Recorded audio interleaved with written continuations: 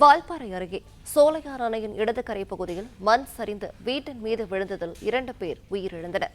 மேலும் விவரங்களை நம்முடைய செய்தியாளர் நேசராஜ் வழங்கிட கேட்கலாம். நேசராஜ், வணக்கம். இது பற்றிய விவரங்கள். வணக்கம்.